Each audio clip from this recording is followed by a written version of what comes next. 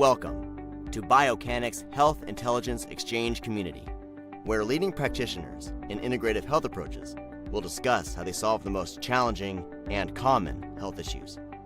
These regular Q&A discussions are designed to take a deep dive into case studies and integrative approaches in order to elevate the collective knowledge of both experienced and new practitioners alike.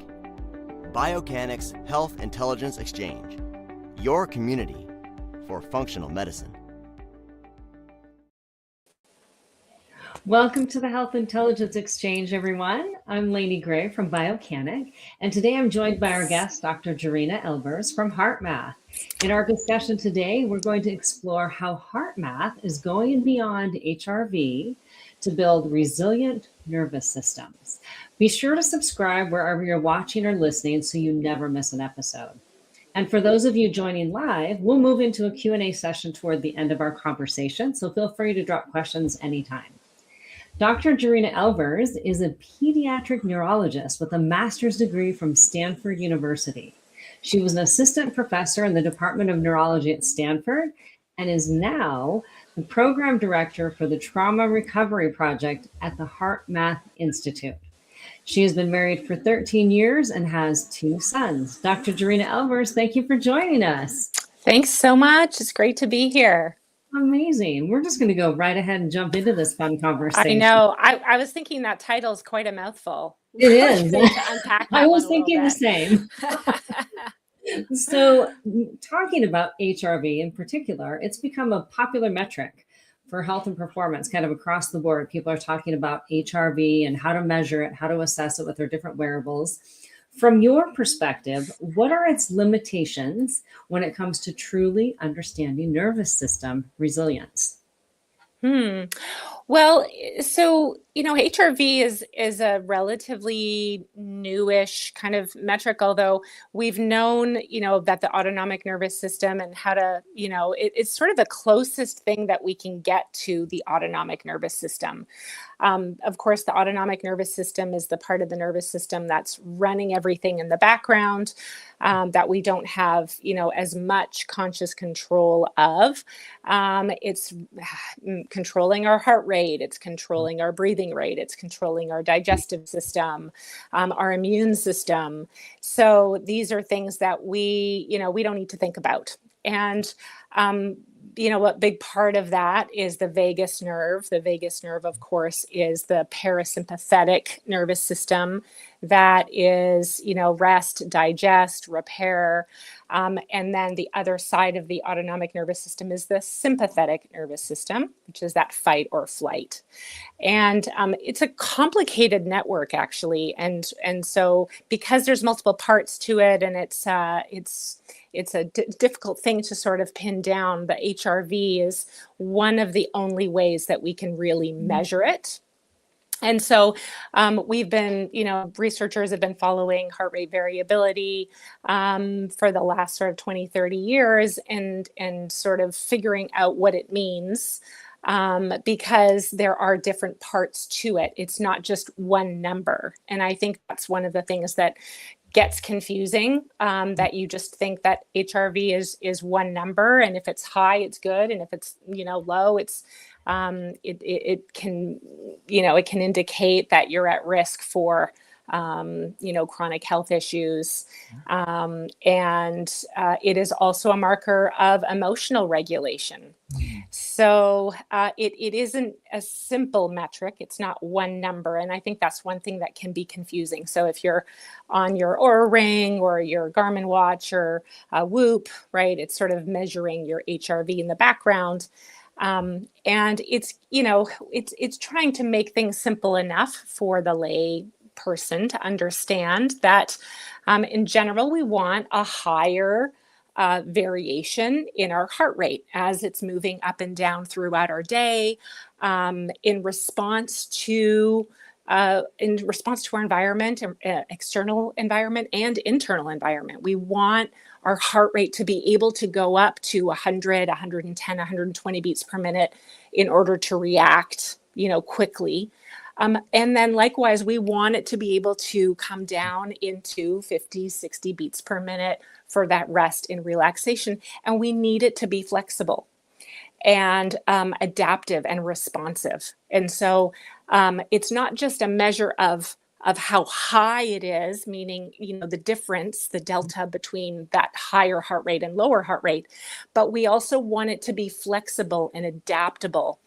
And so there's a number of different parts to HRV, and through HeartMath, we start to look at the quality of HRV, the stability of HRV, rather than just a number. And so I think, that's just the first part is it's great to be able to quantify HRV, and we have a lot of devices that are doing that now. But as far as when we start talking about HeartMath and what kind of work that we can do with HeartMath, it's not just about the number and increasing the number, but looking at the quality. Oh, that's amazing. So as I'm listening, I'm hearing a couple of things. When we talk about our heart rate variability, that variable between the high heart rate, the low heart rate, and what's happening in between.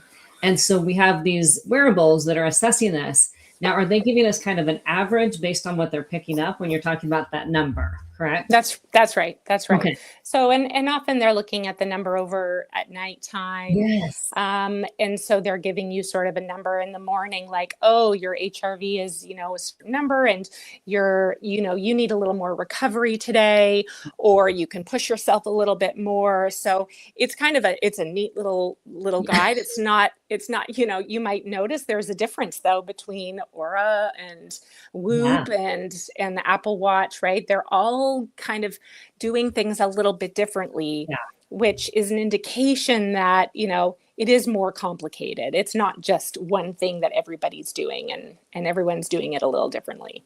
Okay, thanks for clarifying, because I think people often think there's a specific number involved in that, but each of these different devices have a different scoring system. That's right. So when I look at my Whoop, it's different than somebody's Aura Ring score, and they're like, whoa, and I'm like, oh, mine worked. It's really interesting. And then, so I'm glad that you brought that up. Well, and it's exquisitely sensitive. So if you are stressed, if you are overtired, if you're fighting an infection, if you're anticipatory, you're writing a test or have a big conference or anything, right? It's going to be responsive to anything that's happening. It even changes by season. So, it really isn't just a simple number that we can just say one or the other, make a very simple determination. But it's helpful, and it's giving people, something new. It's a new way of looking at the body and looking at what's under the hood, rather than just assuming that our stress is psychological, right? We are starting to recognize that the things that we feel, the pressures that are put on us day to day, they're actually affecting our physiology. And I think that's a really helpful part of HRV that it's being brought to the forefront. Amazing. And that's going to lead right into my next question, because we're talking about how HeartMath is different. So with HeartMath, we emphasize coherence rather than variability. So how is heart rhythm coherence different from standard HRV metrics? And why does that distinction matter clinically? Yeah. So, well, for those people who are maybe new to HeartMath, are unfamiliar with it, basically it is a sensor. HeartMath in general has two main prongs to it. We have developed self-regulation techniques, so heart-based self-regulation techniques connecting to heart-based emotions, appreciation, gratitude, care, that shift our physiology away from the stress response and into a place of, safety and calm and peace, care, appreciation. These things activate a different part of the nervous system. Of course, the vagus nerve, when we're in a place of safety, that vagus nerve becomes more active, that parasympathetic rest, digest, repair. And the other part is this HRV biofeedback or coherence biofeedback. So as we do these techniques where we start to regulate the nervous system and activate that vagus nerve, and we activate the heart qualities, we can actually see how it's changing our HRV, our heart rate variability. And this was very early research that HeartMath did 30 years ago when they were looking at different physiological metrics of emotion. And they found that these positive emotions, irregardless of a breathing technique, positive emotions or feeling positive regard, changed the HRV pattern. So it goes from a more chaotic or disorganized pattern, which is going up and down in sort of a jagged sawtooth kind of pattern, that when we're experiencing these regenerative emotions, in addition to breathing at a paced rate, sometimes, 5 seconds in, 5 seconds out, or slightly below or slightly above that, we end up with this really nice sine wave on the HRV pattern. So literally within, 30 seconds, you can go from this jagged sawtooth pattern, this irregular, chaotic, disorganized pattern, to a stable, organized rhythm of a sine wave. And this is really, it is amazing for my patients and myself and anyone who's using this device to know that, wow, something that I can do that changes my nervous system, that changes how I feel in the moment, shifting my physiology from that stressed state to a coherent state, that sine wave, and noticing how that makes me feel. And so we're looking at not just the amount of HRV, which, in the studies, this practice of doing more coherent, breath and positive emotions does increase our HRV over time, but it's also generating this resonant frequency. And this is something that, the biofeedback community has been talking about, that we start to move towards this 0.1 hertz resonant frequency. And this is where the different organ systems start to align and synchronize. And so the heart and the respiratory system, the brain, at this 0.1 hertz frequency, they start to sync up and they become entrained. And so as we shift our heart rhythm frequency, it's almost like a pacemaker for the whole body, that it actually changes the brainwave frequency. It changes our breathing frequency so that everything starts to match up. And this is where things work better. Our prefrontal cortex, which is very important for rational thinking and inhibiting behavior and organizing and planning and attention, that goes offline when we're stressed. And the limbic brain is driving the system. So when we actually get into coherence and we're more regulated, that prefrontal cortex starts to come back online, and all of a sudden we have greater mental clarity. We have better attentional focus. So we can use this for people with attentional problems, with ADHD. These techniques that you can use in the moment actually help you think better. So we teach it to kids before tests, before going up to bat at baseball practice, any person who's dealing with anxiety, that brain fog, right? These kinds of techniques, and the HRV practice, which is shifting the physiology and creating a new baseline for the nervous system, is going to help with those kinds of symptoms. Amazing. So let's talk about the device itself. So we're able to see, because I've been using it for the last few weeks, and what I do enjoy about it is to be able to see that real-time feedback.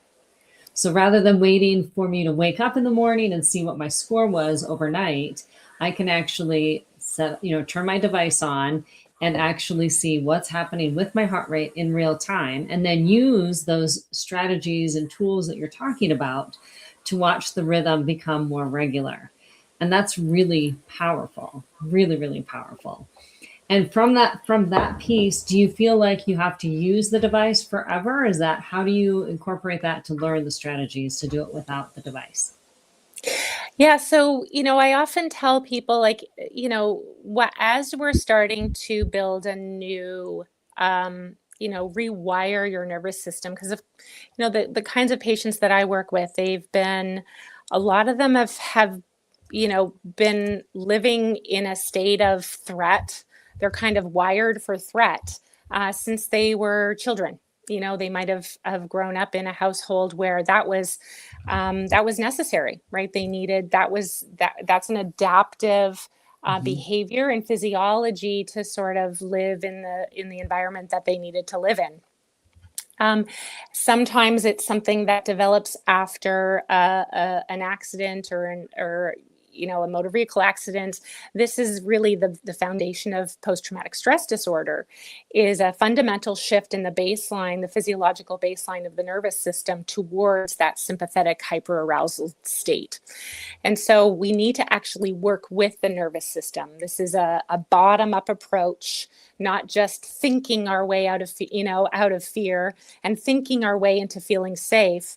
Because again, if we're in that stress state, that prefrontal cortex, that's the thinking brain, is not online. It's not functioning at full capacity. And so it's always surprising to me when people say, oh, you need to use cognitive behavioral therapy for something like PTSD. I don't understand the physiology behind that, because your prefrontal cortex is not really working. So how can you use it to calm yourself when you're activated? And so this is where I do a lot of work with the body. I do a lot of work with somatics. I work with regulating the nervous system through breath, through any kind of tapping, or sometimes I use bilateral music. I use HeartMath using different emotional regulation techniques. Can you get to a place of maybe appreciation? So something totally different than feeling safe. But if you can appreciate the feeling of the sun on your face, all of a sudden it's sending a different message to your brain and your body that helps to calm the nervous system. So we use these different techniques. And over time, this starts to shift the state of the nervous system. It becomes easier. It's like learning how to ride a bike, right?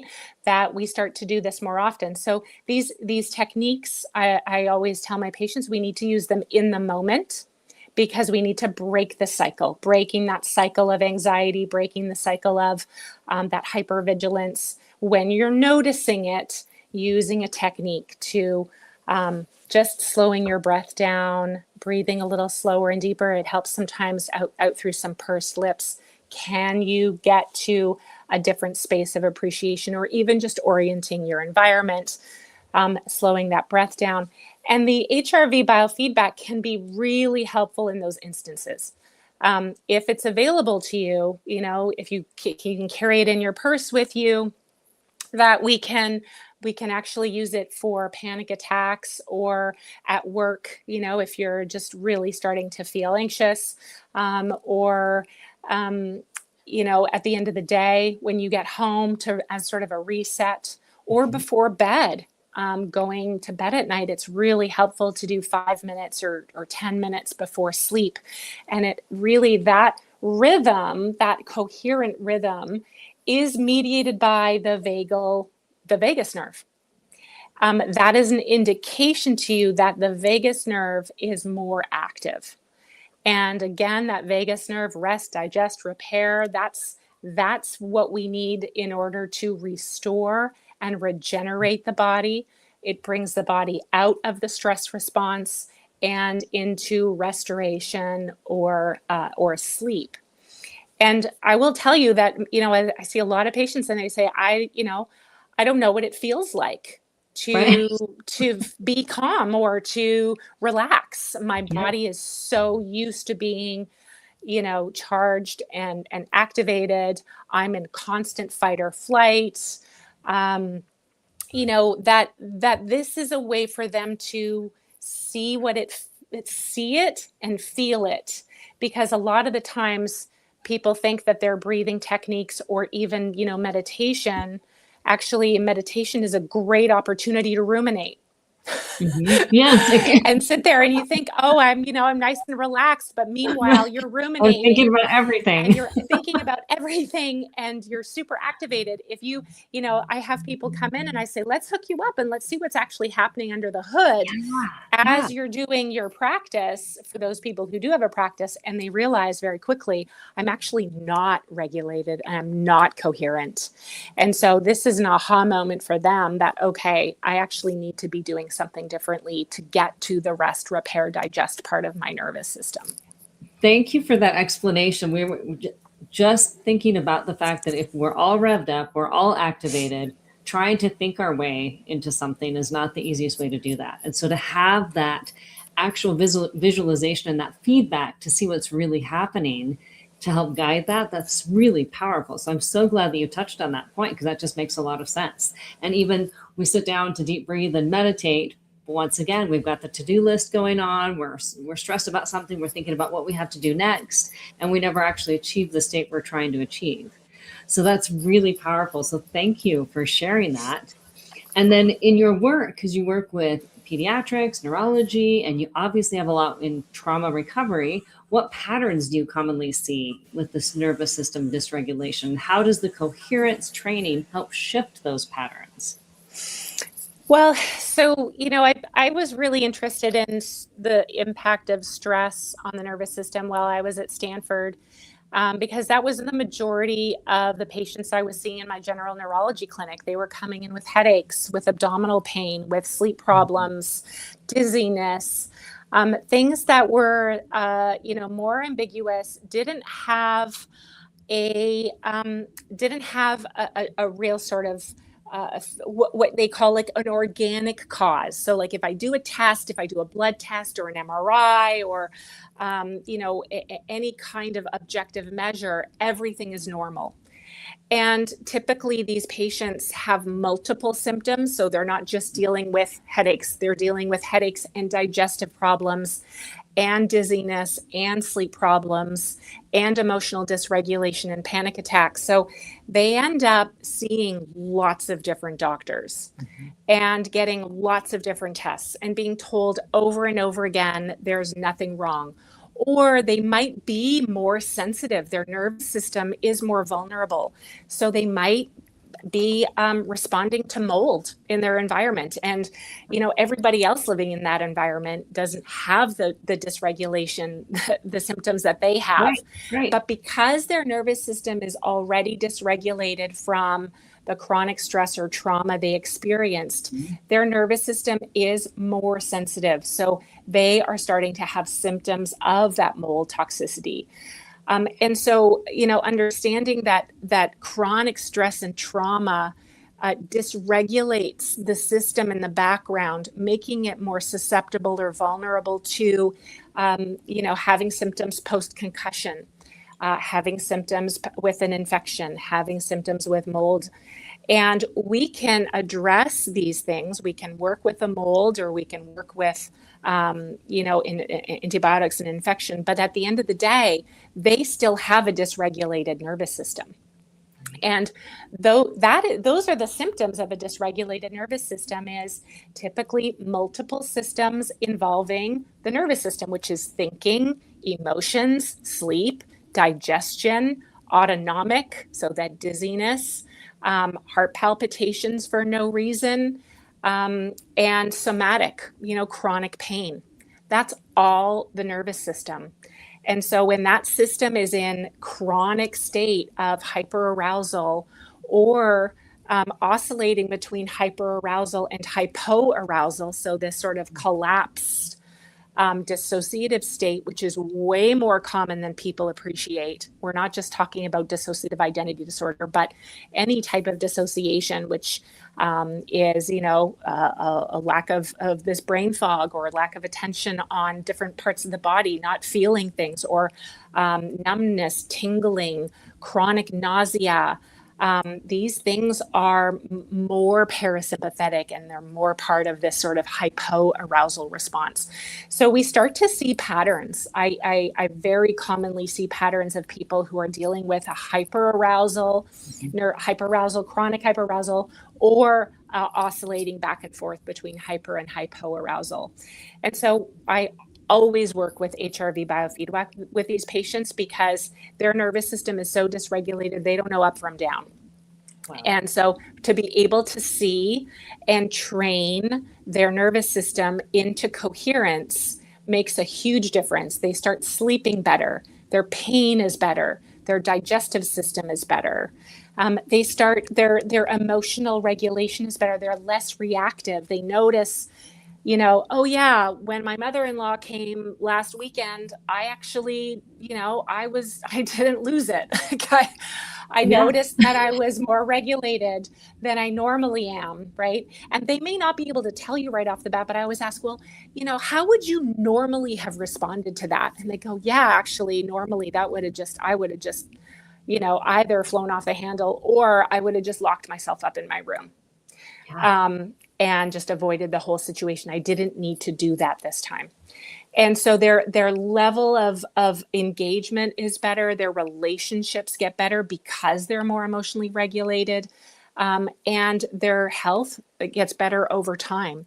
And so, I like to tell people, if you can do 5 minutes twice a day, that's really going to help not just you feel better and your anxiety, your mood, your energy, because you're not wasting so much energy trying to regulate your nervous system. It's just kind of helping to make you more efficient. That all of these things start to get better, and slowly over time, health also follows suit. Okay, I love what you mentioned in that we have this hypo state of dysregulation, and we need to do something. And as someone having the symptoms, I'm having the GI distress, the headaches, I'm feeling like there's nothing I can do. And when we talk about stress management, most often, most of our clients and patients feel like, how am I supposed to calm down? But what you said is that with HeartMath, we can actually have a trainable skill. We can train our nervous system to change. So I think that's really, really powerful. Yeah. Can we touch on that again? Because I think that's where people come, first of all, they have this chronic illness, they don't feel good. Then they have the anxiety and the mental distress, and they're just feeling like there's nothing I can do. They feel like it's out of their control. I need a pill. I need this. I need that. I need to bring something in. But you're actually telling us that we can actually do this ourselves. Oh, 100%. It's shocking to me that the patients that come through my door, they've typically seen all of the medical specialists, and they come and see me. They're on so many medications. Yes. It's shocking to me. And, in a way, I'm kind of like, I don't know what state your nervous system is in right now, because you're on I don't tell them this, but I'm thinking, my gosh, you're on so many drugs. Yeah. I don't want to touch them pharmacologically. I really don't. And so this is why I do what I do, because I like to use the nervous system, because it's highly trainable. We are the most adaptive species on the planet. We can shift and train our nervous systems. We just have to have the tools to do it. And so I only work non-pharmacologically, and I work with the body. And I tell people, like, we have to have the capacity to do this. We've been around for millions of years, right? That, we maybe not millions, tens of thousands of years, tens of thousands of years. But this is something that we must have the capacity to do, because 100 years ago, we didn't have all these pills. Right. And in fact, we have all these pills, and we are no healthier. In fact, we may even be less healthy than we used to be. And so there's something amiss here. And so I like to be able to tell people that, stress management is as important as your nutrition. It's as important as exercising. It's as important as sleeping well. That we are all, like, stress is a part of our life. It's part of our culture. And so being able to manage stress effectively, we are not going to get rid of stress. That's just not going to happen in this day and age. And so we have to learn how to manage stress more effectively. And, I think meditation is great. It's really not for everybody. And so just telling somebody to meditate, my patients come in and they go, I don't know what they're talking about. I can't just sit there. Like, I ruminate. Like, that's right. That's kind of what I do when I just sit there and I'm told to sit down. Or, I have to, take days off or go on retreats. Right. And it doesn't have to be that way. I mean, those things are certainly helpful. And sometimes we do need to take a week off or 2 weeks off Right. to reset. Mhm. But these small moments throughout the day, right? A few minutes here, 3 minutes, 5 minutes, where we can reset the nervous system, slowing our breath down, getting into that coherent rhythm with or without the sensor, because as soon as you've been using the sensor long enough, you know what it feels. You don't have to be connected to the sensor. You can just do it. And those few moments, a few times a day, 5 minutes twice a day, they make a really important difference in our nervous system. And in fact, I've been reading this book called The Great Nerve by Kevin Tracy. He's a neurosurgeon who does vagal nerve stimulation.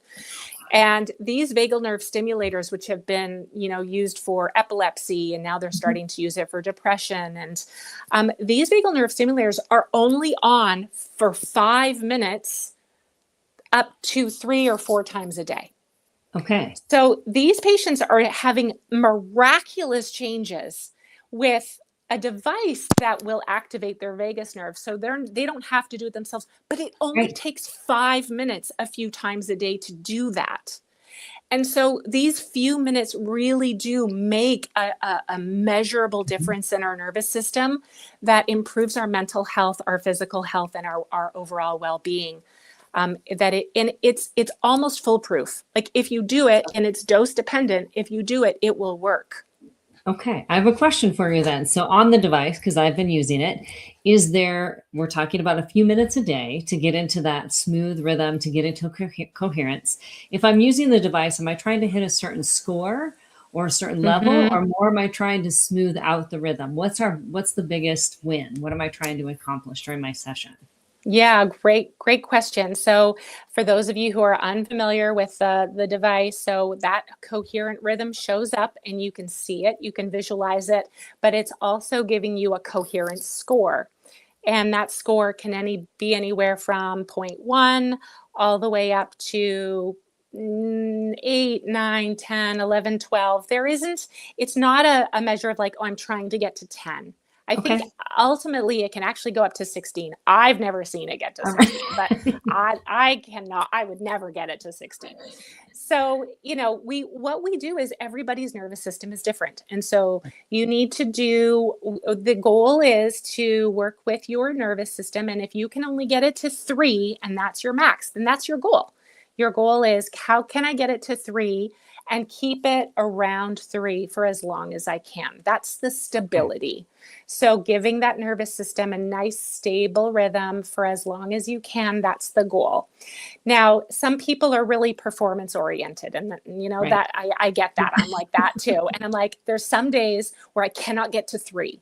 And like I said, HRV, it's a bit fickle. So it'll change if you're really stressed, if you're under a lot of pressure, if you're fighting off an infection, it'll be lower.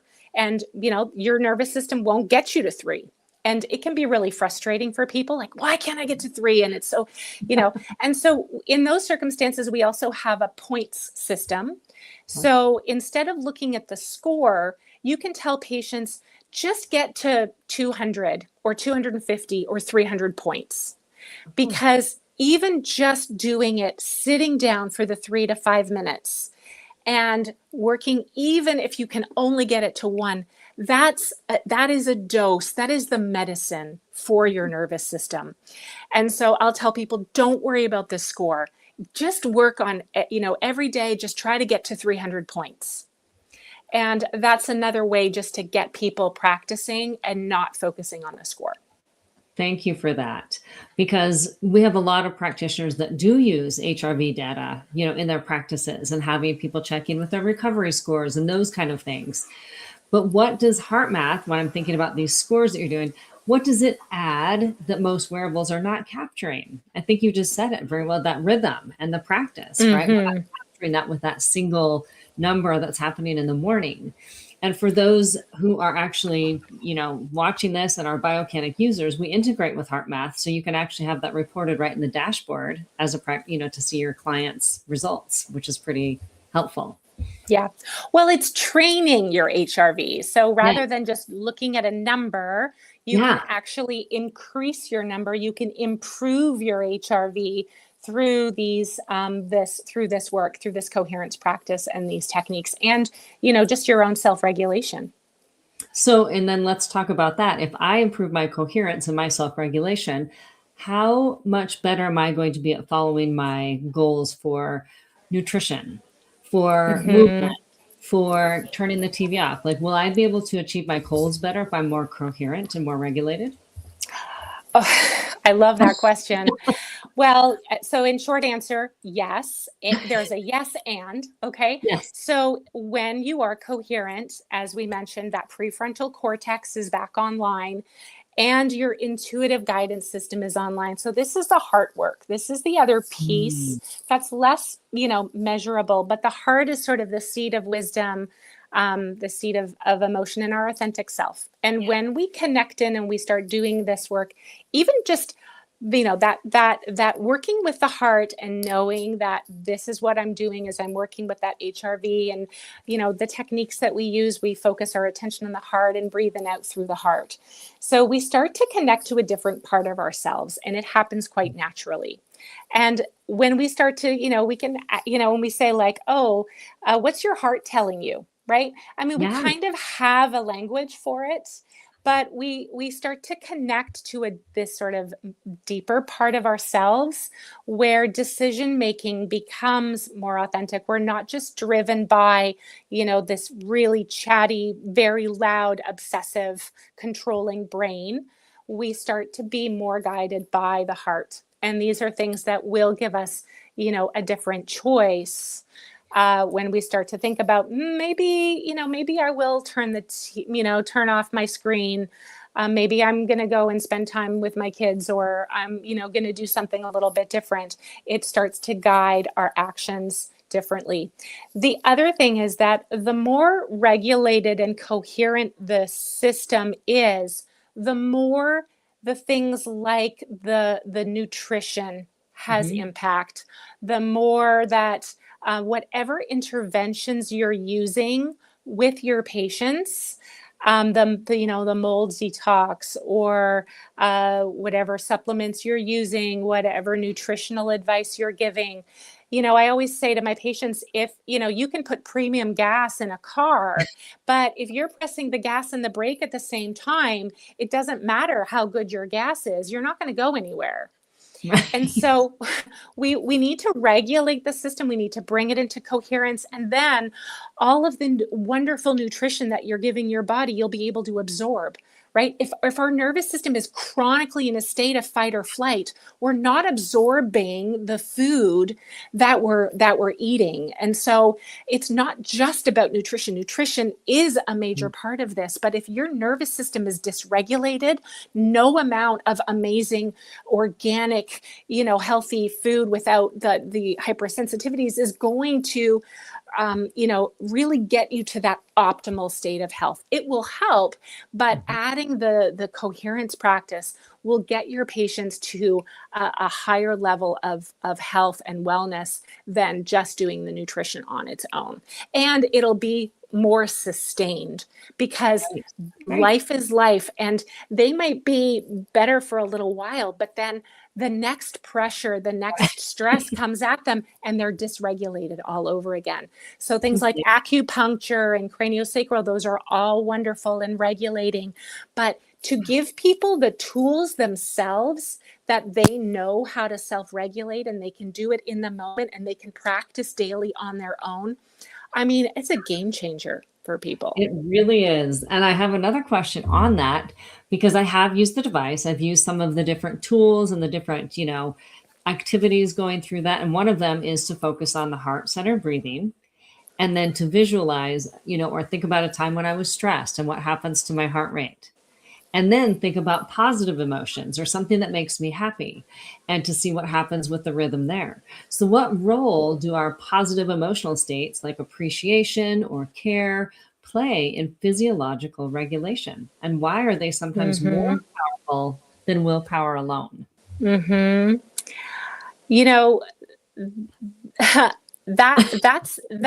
the major input to the system, is our emotional state. Wow. It is the foundational piece that is putting the nervous system into a stress response.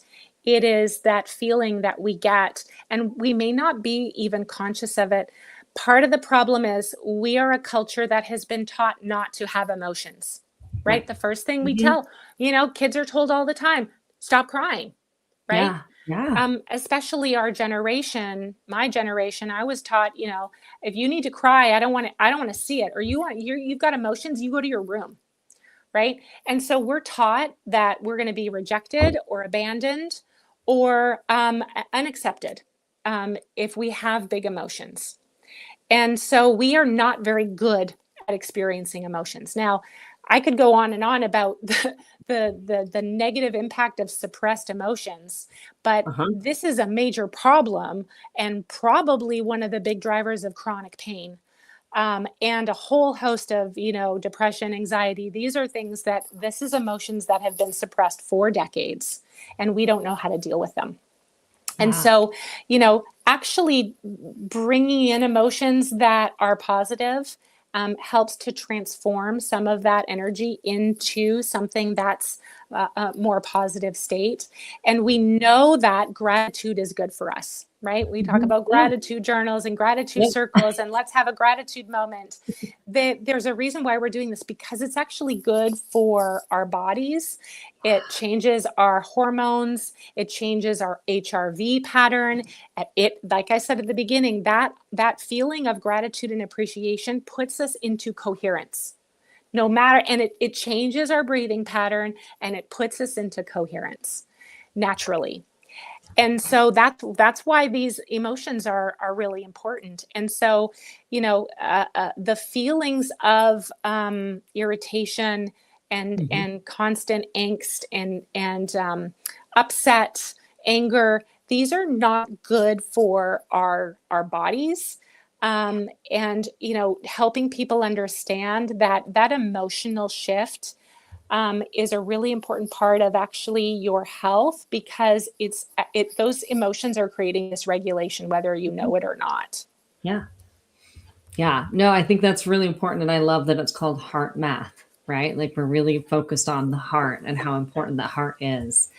Now, recent research suggests that coherence can support brain blood flow and cognitive resilience over time. So what does this mean for our aging populations, or for those with long-term brain issues going on, or how do we support our brain health with this? There was a recent study back in, I think it was 2024 or 2025, that was published.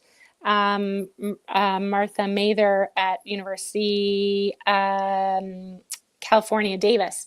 They did a study with using coherent breathing. So they used our devices, and this is different than meditation or relaxation, which drops the heart rate and drops the HRV, actually, because as you go into sort of a meditation relaxation, you slow your breathing down and you try to reduce the variability of your heart rate. You just try to drop it as low as you can.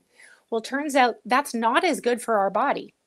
And now we start to see we want that high HRV pattern. So when we take deep cyclical breaths, these 5 seconds in, 5 seconds out, this actually is better for our nervous system. And so this Martha Mather and her group at UC Davis, they looked at 2 different breathing techniques, the sort of slow relaxation breathing versus the 5 second in, 5 second out coherent breathing, getting with using our HeartMath devices. And they found incredible results, reductions in beta amyloid and tau, which are the proteins related to neurodegenerative disorders, Alzheimer's and Parkinson's. Now that is objective findings, that when you do this for 6 weeks, that it changes these proteins. It also changed the functional MRI patterns, and it reduced arousal in the brainstem. It changed the limbic system. And so, there's another study by Stanford that looked at these cyclical breathing versus more meditative breathing.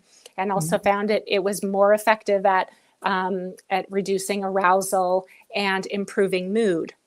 So in the same way that we're seeing that cardiovascular training is better with high intensity training, so increasing and then decreasing that, using that intensity, we're finding that breathing is kind of similar. We don't just want to have nice, slow, relaxed breathing. Actually, we need the bigger breath in order to affect change in the system. Thank you. That was great explanation. I love that. Now, this has been a really fun discussion so far. I want to make sure we have a few questions from our audience that we want to get to. So thank you, everyone who's been posting questions. We'll get to as many as we can. And if we didn't get your question answered, please feel free to post it in the comments. And make sure you subscribe so you never miss an episode. All right. We have a question for you from Dr. Carmel, who says, hello, just pulled out my EM Wave 2. What do you recommend for patients, particularly in a fertility setting with this device? And how do you incorporate music? Wow. So the M-Wave 2 is, my question is, when did you get that device? Because that is definitely, and you know what? This is really common. People say, I've been hearing about HeartMath for years. Yeah. And I just never really, got into it. And so this, this person's obviously heard about it years ago. That was one of our older devices. So I would say contact HeartMath and get a new device and become an affiliate, because we have new sensors and an app, which is way easier to use than the M-Wave 2. And it is self-explanatory. So your patients can, just purchase the sensor. They can get up to 20% off. And when they open it up, it'll walk them through an onboarding. It'll show them the different techniques, the different ways to use Coherence. And you have to do actually very little as a provider other than introduce them to the sensor. And they can go out and purchase it and practice it on their own. And you can check in with them on how their practice is going. But it's very self-explanatory when they get the new sensor. Awesome. And then kind of to the other part of that question, how do you incorporate music? Should we yeah. So, music or visual pictures, these are all ways of activating positive emotions. So sometimes people like to put on nice music as they're doing their practice. For people who have a lot of anxiety, I use bilateral alternating stimulation. So this is what we use for EMDR or brain spotting. So this is a bilateral alternating. It comes in and out, but alternating across the ears. This does seem to keep the brain busy. So for people who have very chatty brains, they can't seem to focus on their practice. Focus on their breathing. Their mind is just constantly running amok. I always recommend the bilateral alternating music, and they can just download that online. David Grand has an album, a brain spotting album that I recommend people, or any type of bilateral alternating music through EMDR. Just searching for that. That's really, really helpful for very busy minds. Wonderful. Thank you. Another question here. Can someone change their relationship to negative emotions and be able to handle the discomfort by using a HeartMath device as a training ground? That is a great question. The answer is yes. However, the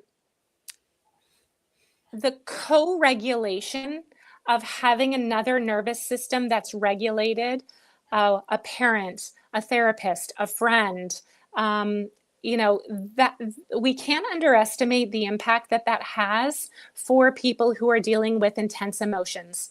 So, there are circumstances where now I do a lot of trauma work, and I will help people work with really, really intense emotions. I don't use the device for that. I use myself as a place for them to anchor to.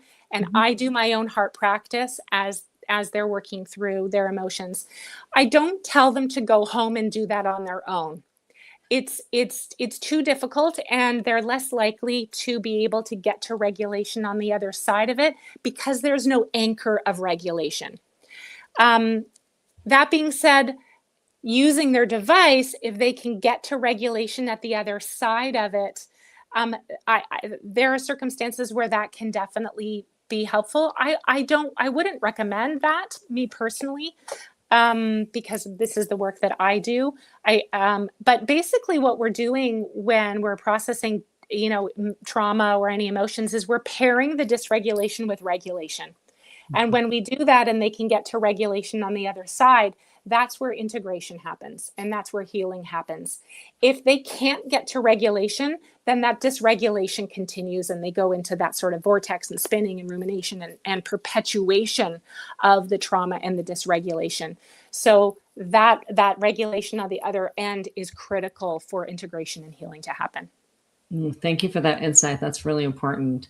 Next question, a little bit similar here. Could HeartMath training help with people who are coming from a trauma response to help with processing the trauma, or for those who are dealing with symptoms of PTSD or CPTSD? Mm-hmm. Yeah. So kind of a similar question there. Mm-hmm. And again, I absolutely use HeartMath for, trauma dysregulation. It is nervous system dysregulation. And so the building coherence into the system is an important part of healing. Mm-hmm. So I kind of see trauma healing. There's two things that I do for my patients. Number one is regulation, and number two is processing.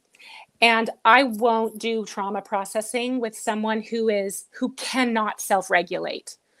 I don't think it's safe. I think you're more likely to cause re-traumatization. And so before I do any kind of trauma work with somebody, I always, make sure that they have the HeartMath device. They've been using it. They can get coherent. They've been practicing, and that they have a level of regulation and stability in their nervous system that they can go back to when they need it. And so that hopefully that answers the question. So yes, I use this device with people with PTSD. Absolutely. So to kind of piggyback on that, if I'm working with the client and I know they have some trauma and I'm not really the qualified one to help deal with that, but could I get them started on a HeartMath device to start self-regulating as we're finding the right practitioner for them? Okay. Absolutely. And that regulation will really help them when they do start doing the processing. And so that is a great starting point, is let's just get you some regulation. And things will start to improve even just with that, without any processing. But then the processing will help and go faster the more regulation they can generate in their system. I think that's really useful for our practitioners, because we're seeing more and more people come, as patients and clients that have this trauma. And they may not be qualified to take on that piece of the puzzle, but there is something we still can do to help them self-regulate as they move toward healing with other practitioners. Well, and a lot of therapists don't necessarily know that either. And so they're seeing clients who are highly traumatized and they don't know, they can't regulate. And this does not end well for people. And I think this is one of the reasons why people drop out of therapy and they stop, because it's too painful and they can't regulate afterwards. And they just leave in such a state of dysregulation, and things are worse. Wow. And so it's really important to have regulation in the system before you do trauma processing. Amazing. Okay, so then moving on to just handling stress. Would you say that rewiring and changing someone's baseline for their nervous system would help someone handle more stress? Does their capacity for stress improve? 100%. That is if I could have placed a question, it would have been that. So that is exactly what we're doing, is we're building capacity for the nervous system to stretch. And so I have a little drawing, and that regulation, that window of tolerance is in green. And then there's a certain threshold where we go into that activation, that sympathetic activation. And when we're stressed for a long time, or we're in a traumatized system, that window of tolerance is really narrow. And we reach that threshold almost, sometimes people just wake up and they're in that threshold. Yes. And they're already hyperactivated. Or it doesn't take much to get them there. The more we start to regulate their nervous system, the more capacity they have, the wider that window of tolerance is, and the more it takes for them to reach that threshold into activation or overwhelm. And so, yes, that's exactly what we're doing. Amazing. Okay, and then I have this one that's a really interesting question that I think we should be chatting about as well. Do people align their coherence when they are in groups? Yes. And can that be helpful to shift someone if they're in a group setting with co-regulation? Yeah, absolutely. I mean, that they just said it basically. So, our nervous systems talk to each other. And we have a electromagnetic field that we generate. Anything that has electricity in it generates an electromagnetic field. And we carry information in that electromagnetic field. And so when we're in a group setting with people who are regulated, we can get regulated. Similarly, you can get dysregulated, right? Like anybody who goes home for Thanksgiving and their family has, puts the fun in dysfunctional, knows that they get more dysregulated around their family. And so we do pick up and can co-regulate with a regulated nervous system or get dysregulated around a dysregulated nervous system. And yes, using this in groups can be incredibly helpful. And we do use, HeartMath for groups and have, different ways of working with it and the devices and getting coherent together. And, your patient may find that it's easier to get coherent with you in the room. And then when they go home, they go, I don't understand. I can't get up to the numbers that I was getting in your office. That's because of the co-regulation. Amazing. That's really cool. Oh my goodness. This has been a really fun and amazing discussion. I want to thank everybody who joined today and who asked questions. If you are watching this as a replay, you can still post your questions and get those answered if you post them in the comments below. Thank you again, Dr. Jorina Elbers, for joining us today. Where can people find out more about you, your clinic, and how to work with you?